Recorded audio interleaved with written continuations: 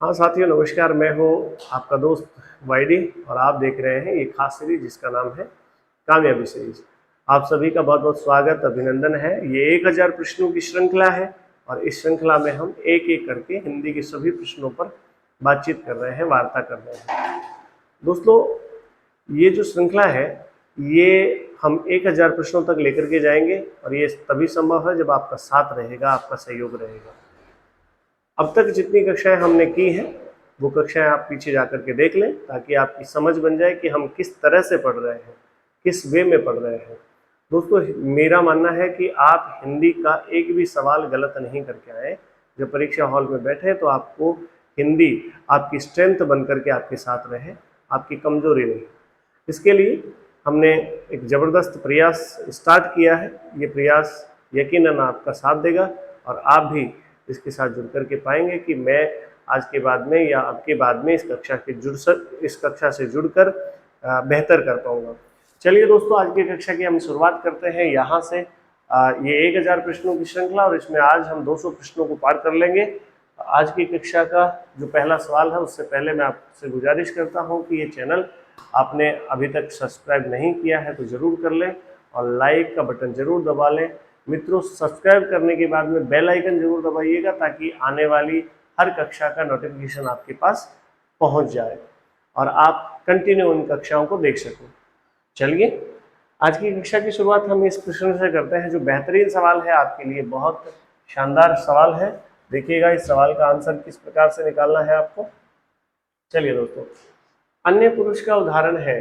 ये 4 विकल्प आपके सामने, अन्य पुरुष का उदाहरण आपको बताना है। ऑप्शन क्या क्या है। पुरुष पहले तो समझ लें दोस्तों, पुरुष किसे कहते हैं। तो पुरुष के 3 भेद होते हैं। एक वाक्य में पुरुष 3 हो सकते हैं। तो कैसे, कौन कौन से हो सकते हैं। उत्तम पुरुष हो सकता है, मध्यम पुरुष हो सकता है, मध्यम पुरुष हो सकता है और एक अन्य पुरुष हो सकता है, अन्य पुरुष हो सकता है। तो दोस्तों, जो उत्तम पुरुष मतलब वाक्य में वह जो बात कहने वाला होता है यानी वक्ता, वक्ता क्या होता है, उत्तम पुरुष। और मध्यम पुरुष बात को सुनने वाला, वो कहलाता है श्रोता यानी मध्यम पुरुष। और अन्य पुरुष जिसके विषय में बात हो रही है, जिसके विषय में बात हो रही है उसे क्या कहा जाता है, अन्य पुरुष कहा जाता है। तो यहाँ पर हमें पता करना है कि कौन सा शब्द ऐसा है जो अन्य के बारे में बता रहा है। तू, तू तो दोस्तों देखिए पहला विकल्प तू है, लेकिन तू तो हम तब कहते हैं जब हमारी बात सुनने वाला कोई हो। तो ये तो गलत उत्तर हो जाएगा, ये तो नहीं हो सकता। वे, ये सही उत्तर है, अन्य पुरुष है। ये क्या है दोस्तों, अन्य पुरुष है। हम और मैं, ये दोनों ही क्या है दोस्तों, उत्तम पुरुष के उदाहरण है। किसके उदाहरण है, उत्तम पुरुष के उदाहरण है। तो इसका सही उत्तर जो बनेगा वो ऑप्शन बी बनेगा। आप इसका सही उत्तर बना लेंगे। चलिए नेक्स्ट, अगले सवाल की तरफ आते हैं। अगला सवाल ये रहा, बेहतरीन सवाल है दोस्तों, ये आपसे पूछा भी जाता है कई बार परीक्षाओं में। तो देखिएगा, मनोभाव का सही संधि विच्छेद कौन सा है। संधि से संबंधित सवाल और इतना सरल पूछा है, आप पहले ही देखते ही आप टिक कर देंगे सर। मनोभाव में एक संधि है जिसका नाम है विसर्ग संधि। कौन सी संधि है दोस्तों, विसर्ग संधि। और विसर्ग संधि में इसका जो संधि विच्छेद होगा मनोभाव का, वो होगा मनय धन भाव, मनय धन भाव। देखो, विसर्ग के बाद में कोई घोष आता है तो दोस्तों विसर्ग का क्या बन जाता है, ओ बन जाता है। तो मनय का क्या बन गया, मनो बन गया। और यहाँ भाव का भाव शब्द रह गया, इसलिए मनोभाव का संधि विच्छेद जो होगा वो होगा मनय धन भाव। इसमें ऐसा कौन सा विकल्प है, ये नहीं है, ये नहीं है। तो इसका सही उत्तर ऑप्शन सी, मनोधन भाव होगा नहीं, इसलिए ऑप्शन सी करेक्ट आंसर दोस्तों। चलिए आगे बढ़ते हैं मित्रों। अगला सवाल ये रहा आपके लिए। क्या कहता है सवाल, देखिएगा। सवाल कहता है कि अधिष्ठाता में किस उपसर्ग का प्रयोग हुआ है। दोस्तों पहली बात, उपसर्ग कहते किसे हैं। उपसर्ग वे शब्दांश होते हैं जो किसी शब्द के पहले जुड़ करके उसके अर्थ में नवीनता लाते हैं या परिवर्तन करते हैं या विशेषता उत्पन्न करते हैं। ऐसे शब्दों को, ऐसे शब्दांशों को, नॉट शब्द, शब्दांशों को क्या कहा जाता है, उपसर्ग। उपसर्ग भी शब्दांश होते हैं दोस्तों और प्रत्यय भी शब्दांश होते हैं। याद रहे, उपसर्ग और प्रत्यय, उपसर्ग और प्रत्यय दोनों ही क्या होते हैं दोस्तों, शब्दांश होते हैं, शब्द नहीं होते। इस बात का विशेष ध्यान रखेंगे आप, शब्दांश होते हैं। और शब्दांश और शब्द में अंतर क्या होता है? शब्द उसे कहते हैं जिसका अपना कोई अर्थ हो, शब्दांश वे होते हैं जिनका अपना स्वतंत्र अर्थ नहीं होता, वे किसी शब्द में जुड़ने के बाद ही अपना अर्थ प्रकट करते हैं। ठीक है, तो ये शब्दांश होते हैं उपसर्ग, पहली बात। दूसरी बात सुनिएगा, आपको यदि पूछा जाता है कि बताइए सर इस अधिष्ठाता शब्द में उपसर्ग है वो कौन सा है, तो अ उपसर्ग नहीं है, अद उपसर्ग नहीं है, ऑप्शन सी इसका सही उत्तर है। थाता कोई उपसर्ग नहीं है, इसलिए उपसर्ग पहले जुड़ने वाले होते हैं, ये तो बाद की बात है, इसलिए ऑप्शन सी इसका सही उत्तर होता है। चलिए आगे बढ़ते हैं। देखिए सवाल, देखिए दोस्तों क्या बेहतरीन सवाल आपके लिए आया है कि उसने अपने कानों से सुना है। पहले तो यहाँ पर थोड़ा सा गौर करें, ये है शिरोरेख एक होनी चाहिए, तो यहाँ पर मिस्टेक हुई, आप उसको ठीक करें। उसने अपने कानों से सुना, वाक्य के रेखांकित अंश में कौन सा कारक है? रेखांकित कौन सा है उसको आप अलग से देख लें कि रेखांकित से को कर रखा है यहाँ पर। तो देखो से किस किस का साइन है, आप सोचें।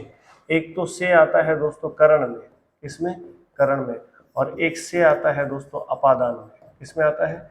अपादान में। अब यहाँ पर यदि आप ध्यान देंगे तो मैं दोनों की बात बता रहा हूँ। करण के साथ जब आता है तो से पहले वाला जो शब्द होता है वो साधन बन जाता है। क्या बन जाता है? साधन, या के द्वारा का भाव आता है आपके सामने, के द्वारा। और अपादान अलग होने के भाव में काम में आता है। अपादान में भी होता तो सही है, लेकिन वो अलग होने के भाव में अर्थ प्रकट करता है। देखिएगा संप्रदान इसका तो होता है के लिए, अधिकरण इसका होता है में या पर, और करण ये इसका सही उत्तर है। ये इसका सही उत्तर है दोस्तों, कौन सा? करण। और करण कारक है, उसने अपने कानों, कान क्या बन गए हैं? साधन, कानों के द्वारा सुना, कानों के द्वारा सुना, तो ये कान जो है ये साधन बन गए हैं, इसलिए इसका सही उत्तर बनेगा ऑप्शन सी। अपादान नहीं है, अपादान अलग होने के अर्थ में प्रयुक्त होता है। ये देखिए अगला सवाल, ज्यादा समय नहीं है अपने पास, तो जितने ज्यादा सवाल हो सके यही हमारे लिए बेहतर होगा। सुनिए, उसने यह भी एक, और इस बीच में है स्पेस और थी, वाक्य के रिक्त स्थान के लिए उपयुक्त शब्द बताइए बेटा। तो यहाँ पर देखिए भलाई, अच्छाई, सीधाई, सज्जनता, ये तीनों के तीनों जो है, भलाई, सीधाई और सज्जनता, ये अच्छे गुण होते हैं दोस्तों, ये अच्छे गुण होते हैं। इसलिए यहाँ पर मेरे हिसाब से जो इसका अप्रोप्रिएट, इसका एकदम सही जवाब बनेगा, वो बनेगा अच्छाई, ऑप्शन ए। कैसे? कि उसमें यह भी एक क्या थी? अच्छाई थी दोस्तों। क्या थी? अच्छाई थी, तो यहाँ पर बनेगा अच्छाई। तो क्लियर आंसर, सही उत्तर ऑप्शन ए आपका सही उत्तर बन जाएगा। चलिए अगला सवाल देखिए, बेहतरीन सवाल, बहुत ही प्यारे सवाल चल रहे हैं यहाँ पर, लेकिन यहाँ पर जो फॉन्ट है वो आपको मेरे अंदाज से दिख रहे होंगे दोस्तों, आपको ढंग से देखने हैं थोड़ा सा फॉन्ट को। फिर भी मैं आपके यहाँ बोल करके, उच्चारित करके बता रहा हूँ कि जहाँ अर्थ की भिन्नता के साथ वर्णों या शब्दों की आवृत्ति होती है, क्या होती है? आवृत्ति होती है, वहाँ कौन सा अलंकार होता है? देखिए दोस्तों, अलंकार सही देखा जाए तो काव्य शास्त्र का पार्ट है।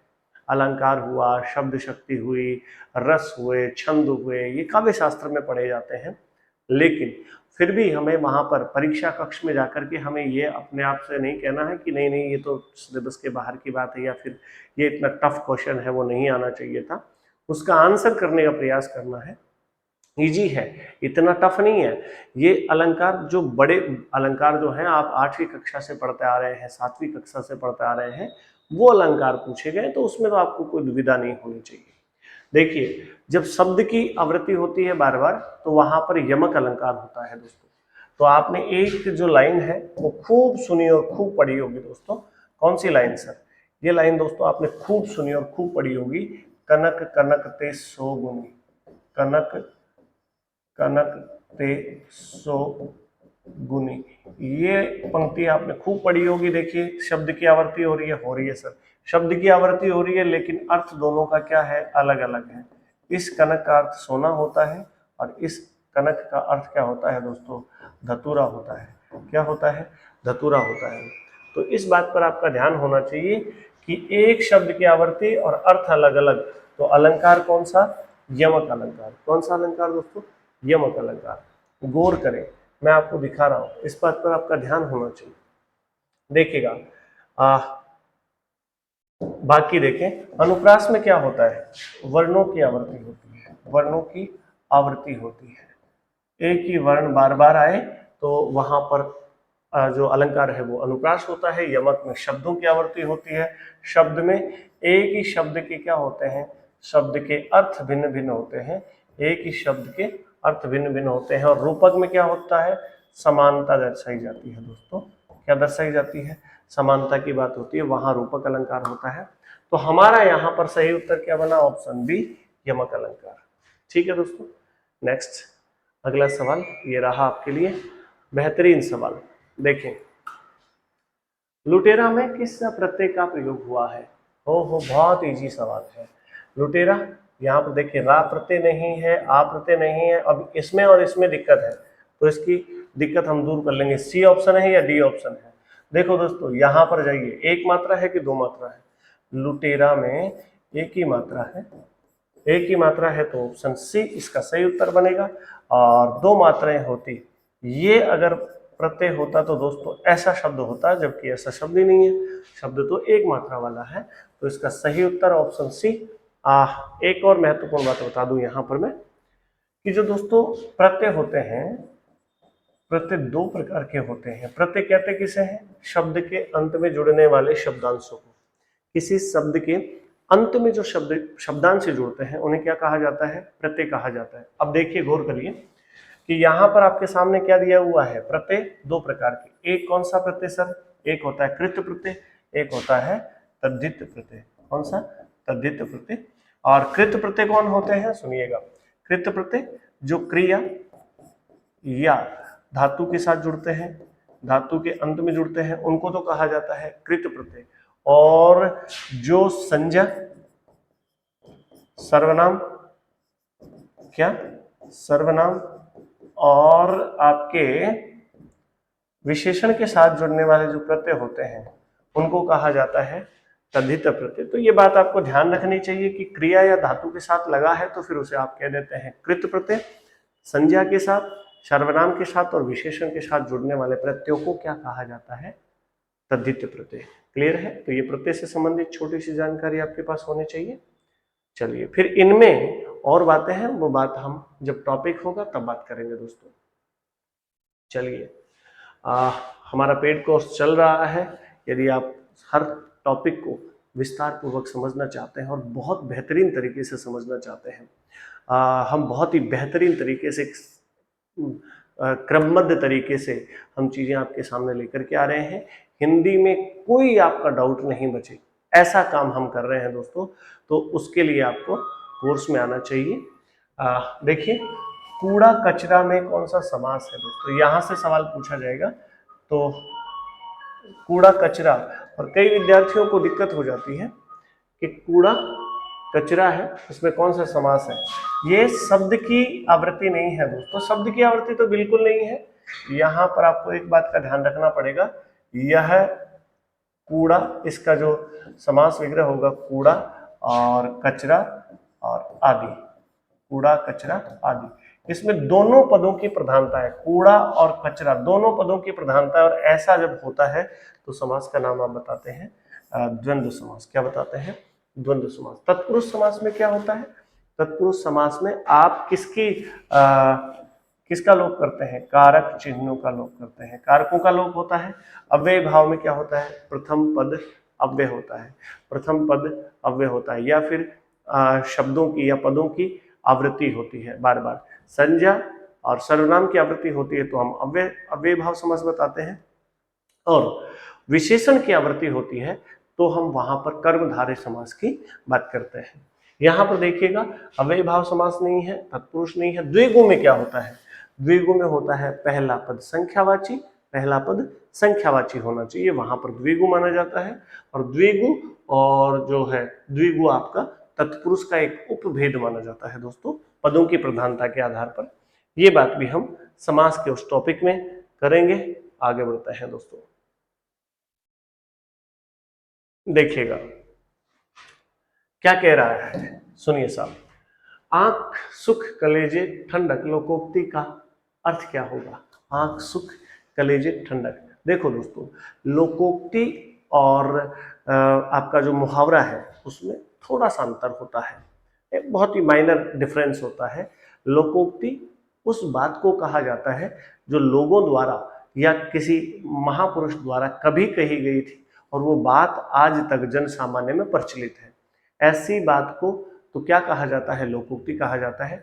जबकि मुहावरा थोड़ा सा साहित्यिकता लिए हुए रहता है। मतलब ये हुआ कि मुहावरे में आप भाषा का प्रभाव देखते हैं, थोड़ी सी भाषा को प्रायोरिटी पे रखा जाता है। जैसे 9 2 11 हो जाना, आंख का तारा होना, ये इस प्रकार के जो होना होना होना वाले जो वर्डिंग आप देखते हैं वो लगभग मुहावरों में आते हैं। मैं नहीं कह रहा हूँ कि 100%, लेकिन वो लगभग मुहावरे होते हैं। और आप जन सामान्य जैसे चलते चलते आप बातों के बीच में कोई बात कह रहे हैं तो यकीनन वो लोकोक्ति है। तो देखिएगा इधर, आंख सुख कलेजे को ठंडक, यहाँ पर ये लोकोक्ति किस बात को सही प्रदर्शित करती है? बदला लेना नहीं, बदला लेने वाली बात से इसका कोई लेना देना नहीं है। मनोहर दृश्य हो सकता है, हाँ, आंख सुख, आंख को सुख मिले, कलेजे को ठंडक मिले, तो वो तो मनोहर जो मन को भाने वाला दृश्य है, ऐसा हो सकता है।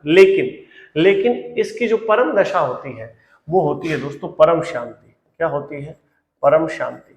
और जिस आदमी को परम शांति मिल जाती है, जिस आदमी को परम शांति मिल जाती है, ये अनुस्वार नहीं है, परम शांति मिल जाती है, उसके लिए हम कह सकते हैं कि आंख का सुख मिल गया और कलेजे को ठंडक मिल गई है। और इच्छा पूर्ति वाली भी कोई बात इसमें नहीं है मित्रों।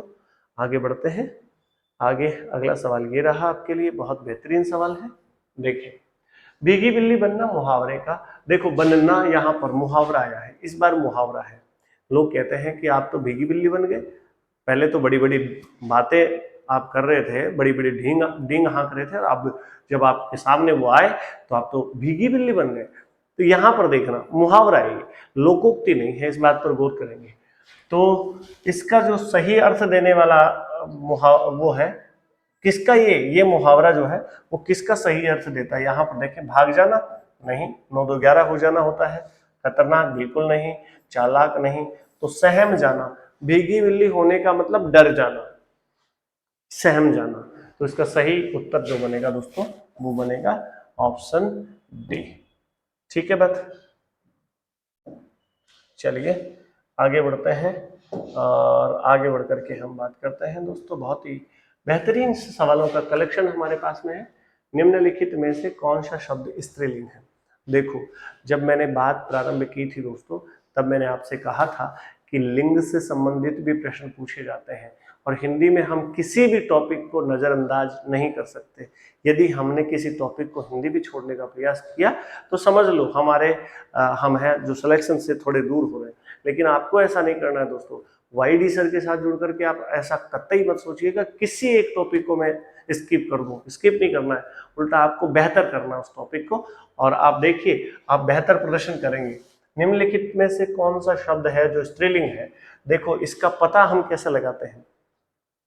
जनरली सीधी सी बात है, कैसे लगाया जाता है इसका पता?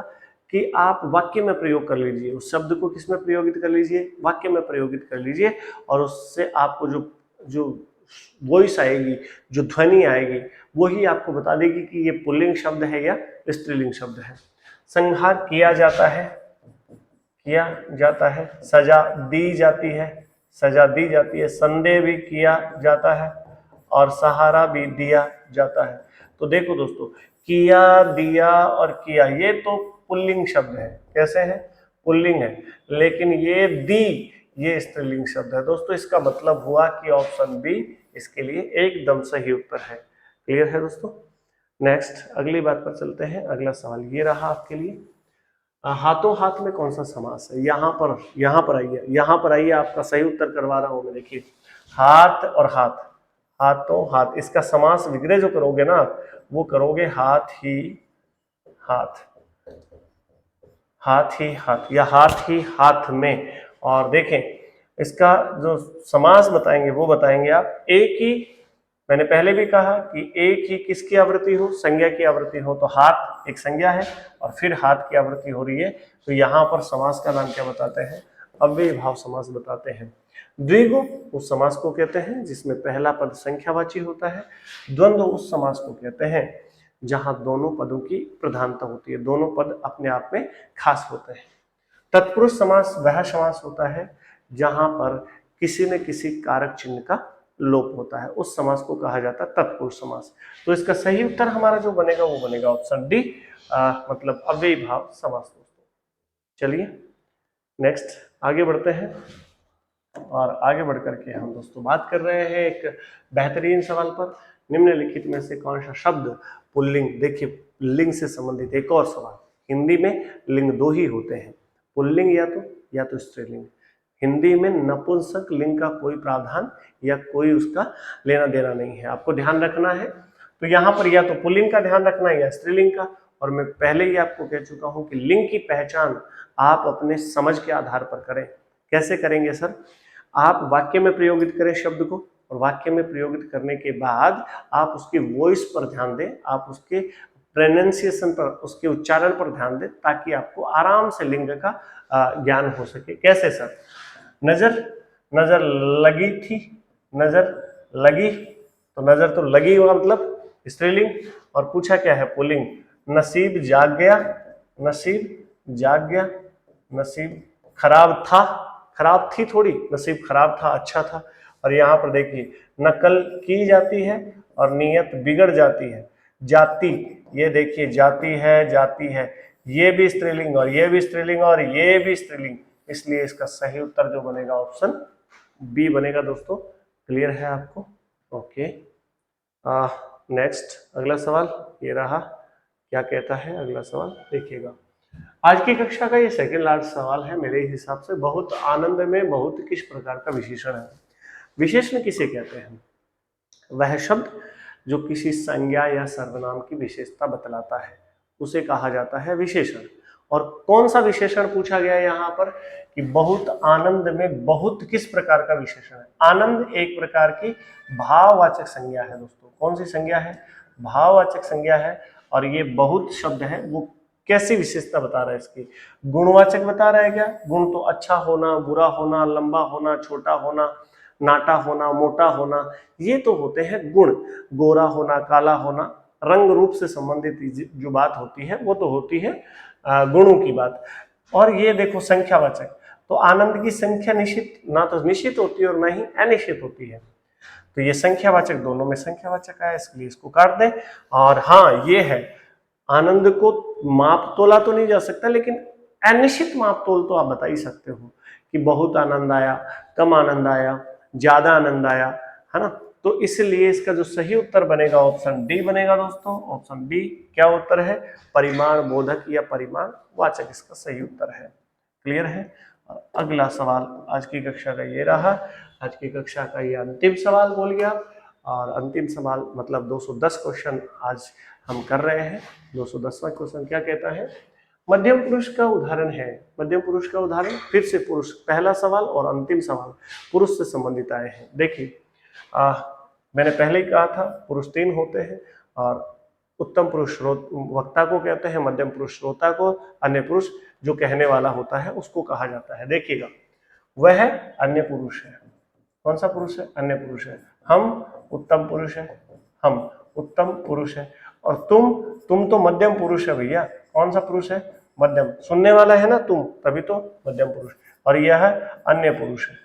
ये वैसे तो अन्य पुरुष है, लेकिन सही इसको व्याकरणिक कोटि में रखोगे तो यह एक प्रकार का दोस्तों क्या है? आपका सर्वनाम है। यह और वह क्या होते हैं? निश्चित सर्वनाम होते हैं। इस बात का आपको ध्यान रखना है। तो आज की कक्षा में हम इन्हीं सवालों के साथ आज की कक्षा को पूर्ण कर रहे हैं। दोस्तों आप सभी का सहयोग बहुत अपेक्षित है।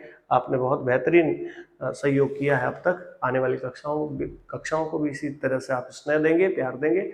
दोस्तों आप बेहतर से बेहतर करने के लिए, देखो आप किसी न किसी चीज के साथ जुड़ते हो, ये तो निश्चित है, और आप किसी चीज के साथ जुड़ते हो तो सामने वाले से आप अपेक्षाएं रखते हो, और मेरा ऐसा मानना है कि आपने हमसे जो अपेक्षाएं की हैं उन अपेक्षाओं पर हम खरे उतरने की 101% कोशिश कर रहे हैं दोस्तों। इसलिए आप निश्चिंत रहें, इस कक्षा से जुड़ करके आप बेहतर बनेंगे, हिंदी के महारथी बनेंगे, हिंदी में आप झंडे गाड़ करके आएंगे। शुभकामनाएं मेरी आपके सदैव साथ रहती हैं। अभी के लिए इतना ही रखते हैं, अगली क्लास में फिर बातचीत करेंगे, तब तक के लिए नमस्कार, जय हिंद।